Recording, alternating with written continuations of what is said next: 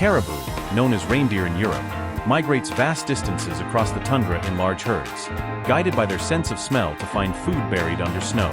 The cassowary, a large flightless bird from Australia and New Guinea, is known for its powerful legs and striking blue and black plumage.